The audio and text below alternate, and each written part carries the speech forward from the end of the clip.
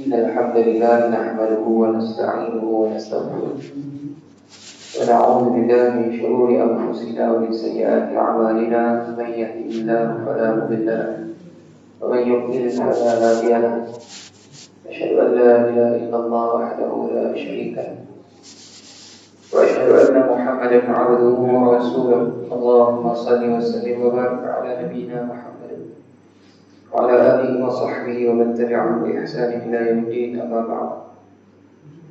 Muslimin dan muslimat, para jemaah yang saya muliakan, marilah sama-sama kita bersyukur kepada Allah Azza wa Jalla di atas kesempatan ini.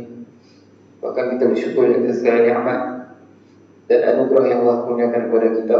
Seperti biasa saya ingatkan agar kita ini senantiasa berusaha memperbaiki hubungan dengan Allah Azza wa Jalla. Kita bertingkatkan ketakwaan kepadanya. Kita laksanakan segala apa yang dia perintahkan dan kita tinggalkan segala larangannya. InsyaAllah pada pagi ini kita akan sambung tadabbur juzuk yang ke-29. Kita dah baca surah Nuh hingga ayat yang ke-6. InsyaAllah pada pagi ini kita akan sambung pada ayat yang ke-7 mungkin sampai ayat yang ke-14 kot. Saya akan baca dulu daripada ayat yang ke-7. أعوذ بالله من الشيطان الرجيم وإني كلما دعوتهم لتغفر لهم جعلوا أصابعهم في آذانهم واستغشوا ثيابهم وأصروا واستكبروا استكبارا ثم إني دعوتهم جهارا ثم إني أعلنت لهم وأسررت لهم إسرارا فقلت استغفروا ربكم إنه كان غفارا يرسل السماء عليكم مدرارا ويمددكم بأموال وبنين ويجعل لكم جنات ويجعل لكم أنهارا ما لكم لا ترجون لله وقارا وقد خلقكم أطوارا. Ayat ke-7. Dan sesungguhnya aku tiap-tiap kali menyeru mereka ialah untuk beriman supaya engkau mengampunkan dosa-dosa mereka.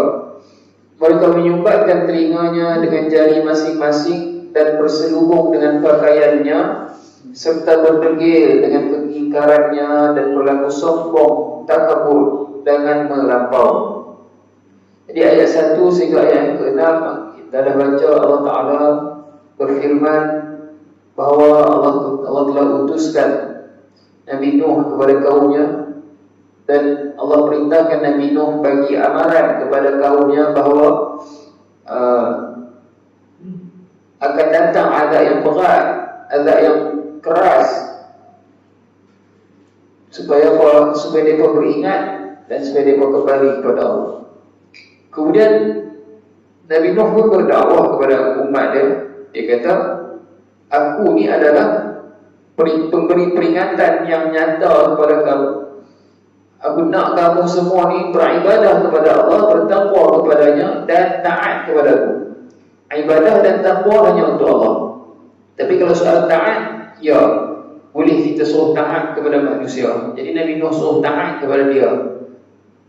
Kemudian dengan bertakwa, beribadah, kemudian taat kepada Nabi Nuh, beribadah kepada Allah, bertakwa kepada Allah, kemudian taat kepada Nabi Nuh, semua ni akan menyebabkan Allah ampunkan sebahagian dosa-dosa kaum dia.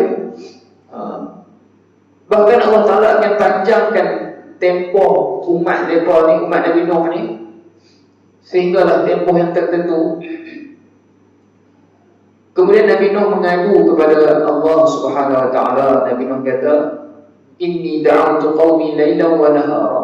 Sesungguhnya aku ni telah berdakwah kepada kaumku malam dan siang.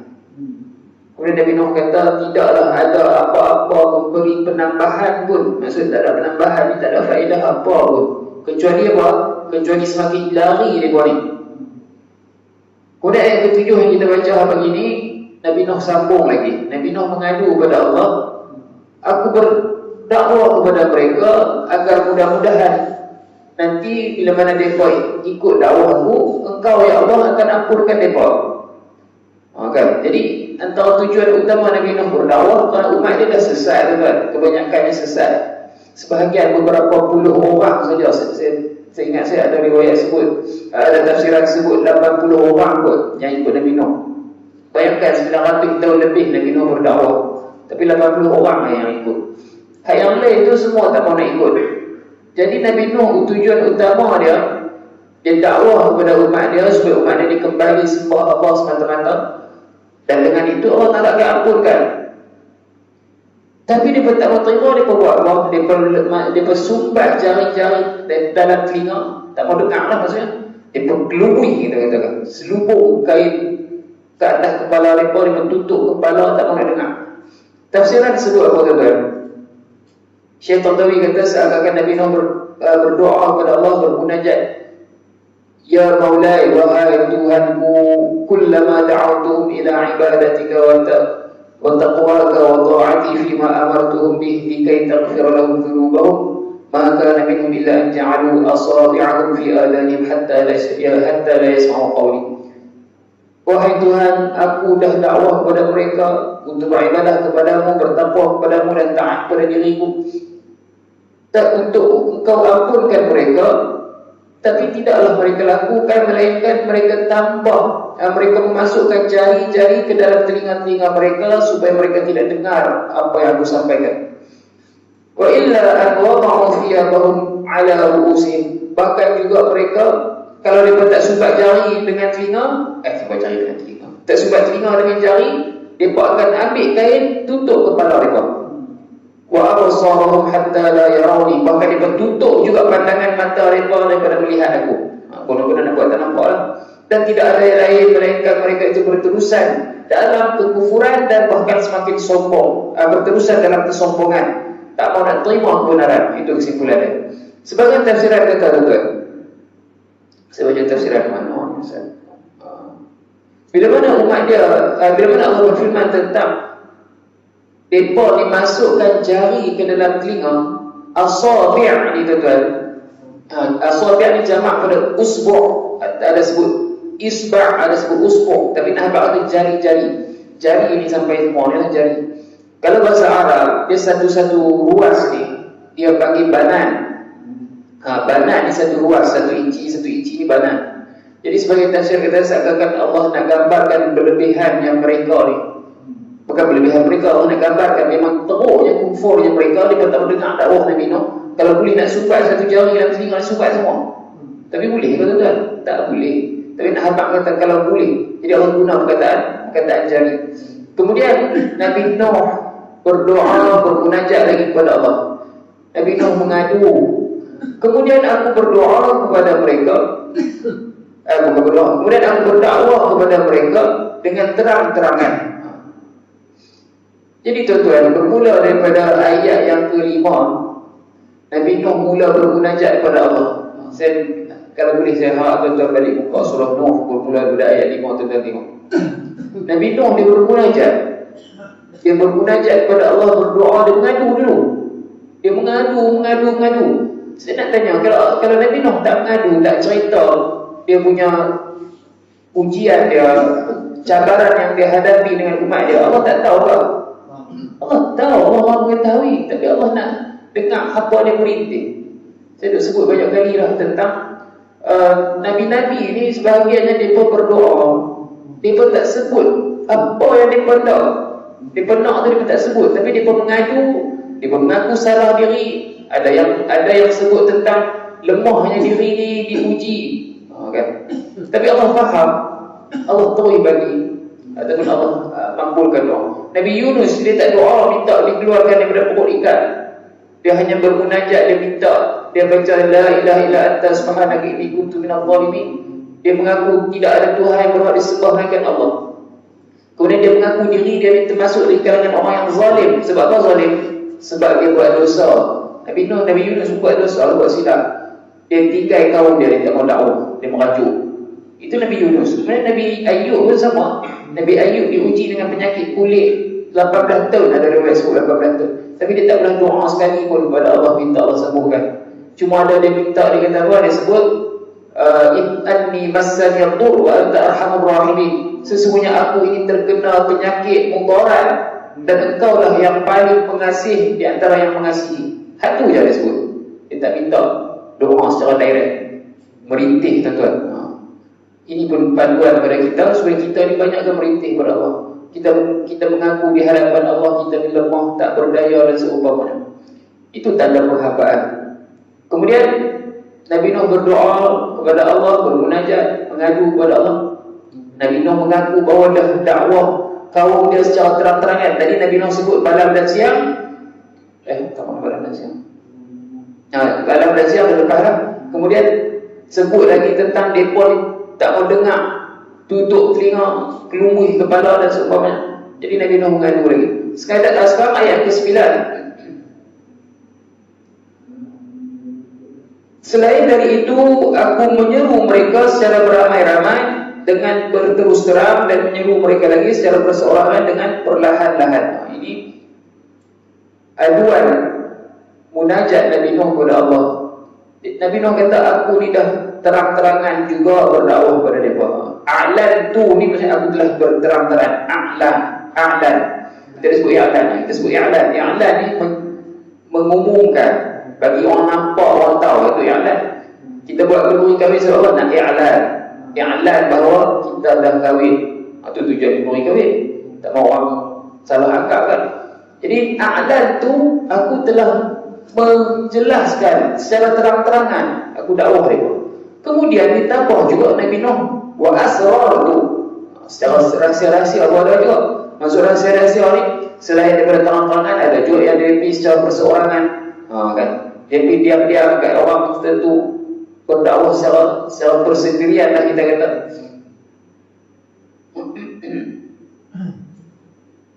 Kalau kita lihat daripada ayat-ayat ni, tafsiran Syekh Tantawi dia kata apa?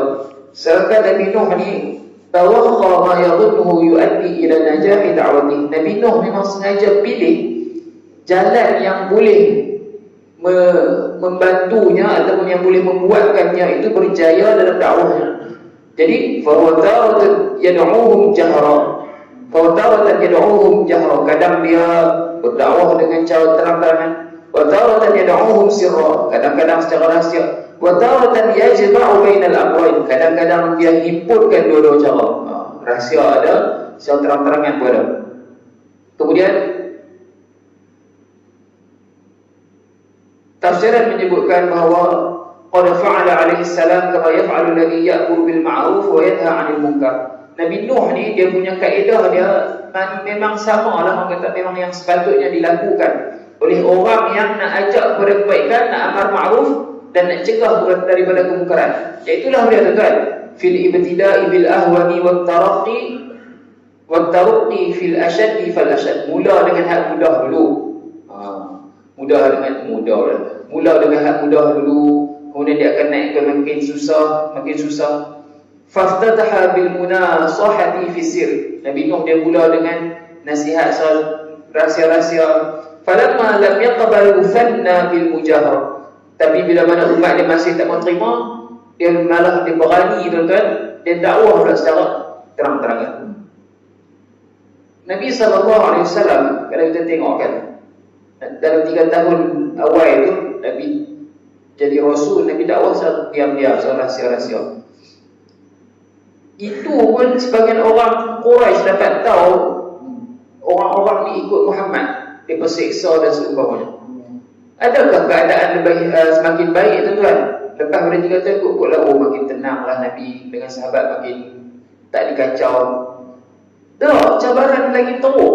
Tapi Nabi mula berdakwah secara terang-terangan pula. Faham maksud saya? Mula daripada diam-diam, secara rahsia-rahsia dulu, orang tertentu dulu. Lepas daripada itu, walaupun keadaan makin susah, bahkan Nabi memang kena dakwah pula secara terang-terangan. Itulah maksudnya. Bukanlah kata makin susah makin kuat kendor. Kemudian ayat yang seterusnya, ayat ke-10, sehingga aku berkata kepada mereka, mohonkanlah ampun kepada Tuhan kamu, sesungguhnya Dia adalah Maha Pengampun. Faqultu astaghfiru rabbakum. Aku kata, mohonlah ampun, istighfarlah. Istaghfir maksudnya istighfarlah. Kita dah sebut istighfar. Istighfar ni maksudnya perkataan, perbuatan beristighfar. Kita sebut astaghfirullah, itu maksudnya istighfar, perbuatan memohon ampun daripada Allah. Tapi bila mana kata istaghfir, ni hang kena beristighfar. Kata perintah lagi, al-fi'lu al-amr. Istaghfiru, hamba ni kena istighfar kepada Tuhan kamu, sesungguhnya Dia itu adalah Ghaffar. Ghaffar ni maksudnya yang sangat-sangat Maha Pengampun. Allah ini Maha Pengampun. Bila mana hamba bertaubat, selagi mana belum terlambat, Allah ampunkan. Selagi mana nyawa belum sampai ke halqum, selagi mana matahari belum terbit dari barat, Allah terima taubat hamba. Kemudian ثم حكى سبحانه جانبا من إرشادات نوح لقومه فقال فقلت استغفروا ربكم. Kemudian Allah Ta'ala firmankan, Allah ceritakan satu sisi yang lain, cara Nabi Nuh nak bimbing umat dia. Umat Nabi Nuh kata apa? Mohonlah ampun pada Tuhan kamu. Ay faqultu lahum ala sabili an-nush wal irsyad ila ma yanfa'uhum wa yughrihim bit-ta'ah. Itulah dengan cara, ataupun Nabi Nuh kata, aku nasihat mereka, aku bagi bimbingan kepada mereka ke arah perkara yang boleh memberi manfaat kepada mereka dan mendorong mereka dengan ketaatan. Jadi aku katakan, mohon ampun kepada Tuhan kamu, iaitulah apa? Dengan kamu bertaubat kepadanya, kembali kepadanya. Wa tuqali'um an kufrikum wa fusuqikum, dan tinggalkan kekufuran kamu dan tinggalkan perbuatan fasik kamu. Kemudian ayat ke-11, yursilis samaa'a 'alaikum midrara. Ia akan menghantarkan hujan lebat bercurah-curah kepada kamu. Kan dalam hubungan Syekh Abdullah Basri ini dibuat dalam hubungan, sekiranya kamu berbuat demikian. Berbuat apa? Istighfar itu. Nabi Nuh minta soal istighfar, mohon ampun kepada Allah. Maksudnya bertaubat, tinggalkan sembahan-sembahan berhala-berhala ni. Sebab mereka, umat-umat dia dah sembah berhala tu kan. Nantilah beberapa kali lagi insya-Allah kita akan masuk pada ayat yang dalam surah ni juga, ayat tentang 5 berhala. Lima nama, 5 berhala, 5 orang soleh. Okey, kemudian kalau dalam kaedah bahasa Arab disebut yursil ni, dia asalnya dia majzum, dia tak dia sukun. Tapi kalau kita nak kena baca sambung, dia bukan surah. Dia asalnya yursil. Bila disukunkan huruf lam tu, dia membawa maksud dia nak menjawab hak yang perintah Nabi Nuh tadi tu. Asal perkataan dia arsala yursilu, lam dhammah. Yursilu tu asal dia fi'il mudhari'. Tapi bila mana disukunkan, maksud dia apa? Kalau hamba buat hak yang tadi, hasil dia yang ni. Itu maksud dia. Sebab tu dari segi bahasa Arab, para ulama boleh faham apa kata faham dia punya kaitan. Bila mana disukunkan, maksudnya rupanya kalau mereka ni istighfar, Allah Ta'ala akan hantar lagi. Allah Ta'ala sebut lagi as-sama' di sini, maksud dia lagi.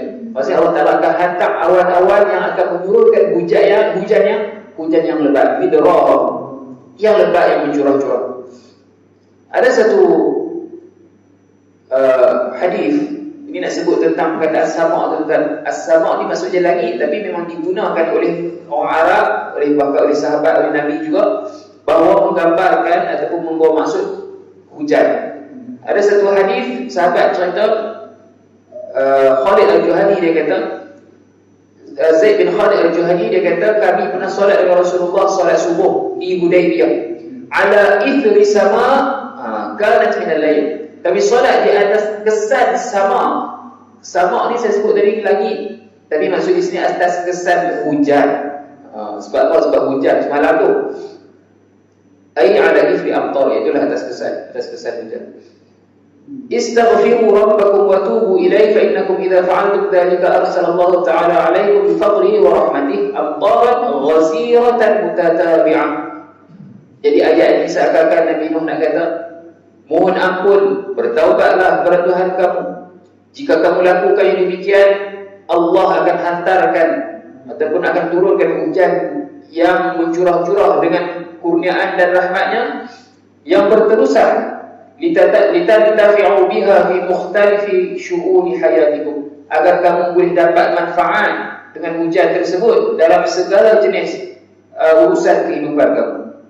Kemudian ayat ke-12, dan dia akan memberi kepada kamu dengan banyaknya harta kekayaan serta anak pinak, dan dia akan mengadakan bagi kamu kebun-kebun tanaman serta mengadakan bagi kamu sungai-sungai, itulah yang mengalir di dalamnya.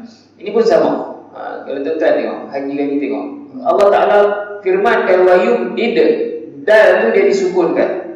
Asalnya yumdidu, tapi kerana nak jawab yang perintah Nabi Nuh tadi, wa yumdid kum, maka Allah Ta'ala akan lapangkan untuk kamu. Madad maksudnya lapangkan lah, maksudnya luaskan. Allah luaskan apa dia? Bi amwal, dengan harta benda, wa bani, dan juga anak pinak. Kemudian Allah Ta'ala akan jadikan jannat. Jannat di sini maksudnya kebun-kebun. Jannah tu saya maksudnya kebun, tuan-tuan. Jannatul Firdaus, syurga kan. Sebab apa dia katakan syurga ni jannah? Sebab syurga ni memang sifatnya macam kebun lah. Tapi jangan faham macam kebun di tempat kita. Di dunia ni kan, kebun di syurga ni berbeza lah. Pohon-pohon, kita ada baca Al-Quran, Allah sebut tentang jannatul tajri min tahtil anhar, syurga-syurga yang mana mengalir sungai-sungai. Okey, jadi dalam ayat ini Nabi Nuh kata kalau hampa beristighfar, bertaubat kepada Allah, Allah hantar hujan yang lebat, yang mencurah-curah, yang ada manfaat. Kemudian Allah Ta'ala akan bagi harta yang banyak, anak keturunan pun akan bertambah. Allah jadikan lagi kebun-kebun. Ayat ini ayat yang menarik, tuan-tuan. Selalu para ulama sebut bila mana nak cerita tentang kelebihan istighfar. Kelebihan istighfar. Bila mana beristighfar, Allah Azza wa Jal akan lapangkan rezeki. Di dalam ayat yang lain pula pun sama, Allah Ta'ala jelaskan, wa an law istaqamu 'ala at-tariqati la asqaynahum ma'an ghadaqa. Ini berkenaan dengan kalau mereka istiqamah di atas jalan. Kalaulah mereka itu beristiqamah lurus di atas jalan, maksudnya jalan kami ini, kami akan curahkan hujan ke atas mereka. Pasal ayat yang lain, Nabi Hud berdakwah kepada umatnya. Ini cerita Nabi Hud lah. Wa ya qaumi istaghfiru rabbakum. Sama juga. Wahai kaumku, istighfarlah kepada Tuhan kamu. Thumma tubu ilaihi. Kemudian bertaubatlah kepadanya. Yursilis samaa 'alaikum midrara. Nescaya Allah Ta'ala akan turunkan hujan yang mencurah-curah kepada kamu. Wa yazidukum quwwatan ila quwwatikum. Dan Allah Ta'ala akan tambahkan kekuatan kamu mengatasi ataupun menambahkan kekuatan yang sedia ada. Ini dalam cerita Nabi Hud. Allah Ta'ala sebut tentang Nabi Hud suruh umat dia istighfar, bertaubat. Allah Ta'ala akan bagi hujan yang mencurah. Ditambahkan lagi apa? Allah Ta'ala akan tambahkan kekuatan dia. Ini kelebihan istighfar. Ada cerita Al-Hasan Al-Basri. Ini pun cerita yang masyhur. Al-Hasan Al-Basri ini ada 3 orang datang mengadu dekat dia. Seorang ni mengadu sebab fakir, susah sungguh-sungguh. Seorang lagi mengadu tentang kemarau. Seorang lagi mengadu sebab tak ada anak. Apa dia jawab, tuan-tuan? Fa'amara al-jami'a bil istighfar. Dia perintahkan semua tu suruh istighfar. Kemudian orang tanya dekat dia, ataka rijal yashkuna ilayka anwa'an min al-hajat fa'amartahum jami'an bil istighfar. Kan? Orang tanya dia, beberapa orang lelaki datang mengadu kepadamu dengan hajat ataupun keperluan yang berbeza-beza. Engkau perintahkan mereka, kau suruh mereka semua istighfar. Kan? Dia pun yang mana? Fatala al-Hasan hadhihi al-ayat al-karimah. Lalu Al-Hasan Al-Basri itu baca ayat ni. Anak habaq kata apa? 3 orang yang mengadu kat dia ni, fakir miskin, kemudian kemarau, kemudian tak ada anak. Jadi Al-Hasan bagi ketua dia bagi istighfar. Ini pun sama, tuan-tuan, panduan untuk kita. Bukan kata valid ataupun hanya terpakai zaman Nabi Nuh saja. Terpakai sampai kiamat lah. Kurang harta, kemarau. Sebab tu kita bila solat istisqa, minta hujan, sunnah dia banyak istighfar. Nabi SAW istighfar. Dalam khutbah pun disunatkan kita suruh orang istighfar. Okay, jadi itulah tak ada anak. Orang yang berat, orang kata belum direzekikan anak, banyak ke istighfar juga, insyaAllah. Jangan dia pergi ke tasik dia yang gunting, pergi minum ayam tasik dia yang gunting pula. Ini semua benda-benda khurafat ni. Berapa ni? Kemarin saya kena bagi taklimat di sini, di Hotel Zuni ni. Ada kan mereka nak buat apa? Pesta ayam, perlu naga ni kan. Kena pergi bagi taklimat ni. Daripada suruh jabatan mesti yang tak seorang pergi bagi taklimat tentang benda-benda khurafat ni. Untuk pergi jampi, apa, perlu ke, apa kan. Tak boleh lah semua tu.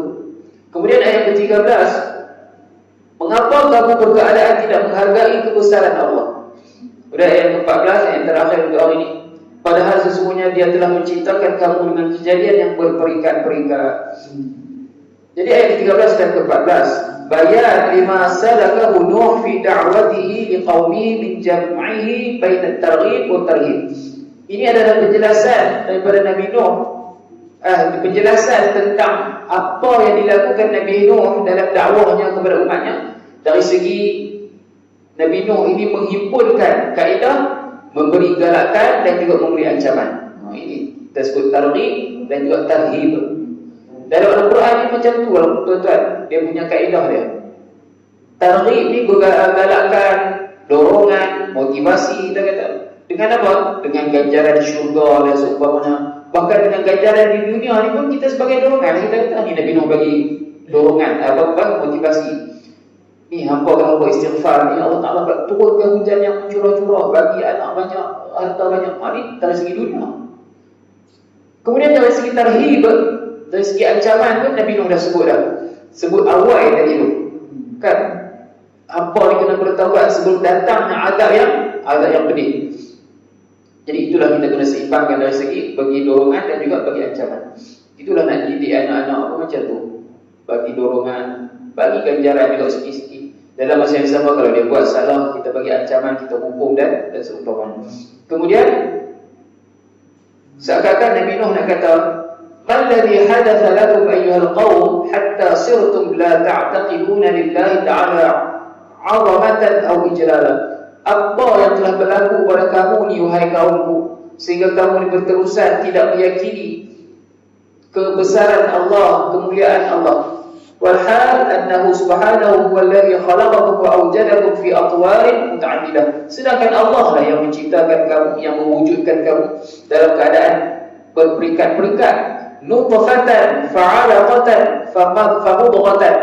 Allah ciptakan kamu dari benih, kemudian kepada apa? Darah beku, kemudian kepada dan seketul daging. Itulah kita kata apa? Peringkat penciptaan manusia. Dalam ayat yang lain Allah berfirman, "Tsumma ja'alnahu nutfatan fi qararin makin." Kemudian kami jadikan ia, yang dijadikan manusia ni, benih di dalam tempat yang teguh. Apa dia tempat teguh? Rahim perempuan. Kami jadikan benih itu berada di dalam tempat yang teguh, itulah rahim. Thumma khalaqna an-nutfata 'alaqah. Kemudian kami jadikan benih itu sebagai darah beku. Fa khalaqna al-'alaqata mudghah. Kemudian kami jadikan darah beku itu segumpal daging. Fa khalaqna al-mudghata 'idhaman. Kemudian dari segumpal daging itu kami jadikan tulang. Fa kasawna al-'idhama lahma. Kemudian kami balut tulang itu dengan daging semula. Ini dahsyat tuan ayat ni. Tuan-tuan kalau balik baca ayat ni, cuba kaji dengan sains. Daripada benih tu, okey betul, pi darah beku. Darah beku pi ke daging. Nampak daging ni dia main koi main lah. Kemudian main hujung ayat tu Allah daripada daging tu sendiri jadi tulang kan? Hebat. Bukanlah buku ada bahan lain main tambah ke tepi-tepi jadi tulang dah. Dari daging tu jadi tulang. Dari tulang tu Allah tambah lagi daging, balut pula tulang tu. Hujung tu Allah kata fakasawna al-'idhama lahma. Kami balut pula tulang dengan daging. Kemudian kami wujudkan dia dengan penciptaan yang lain. Maksudnya ketika mana Allah Ta'ala bangkitkan kita di akhirat kelak. Fatabarakallahu ahsanul khaliqin. Maha berkatlah Allah yang sebaik-baik pencipta. Wallahu a'lam. Dan berhati sekali tuan-tuan. Semoga ada manfaat kepada kita pada hari ini. Baik-baik kepada Allah Azza wa Jalla. ويطرق المجلس سدري. أقول قولي هذا وأستغفر الله العظيم لي ولكم. السلام عليكم ورحمة الله وبركاته. سبحانك اللهم وبحمدك.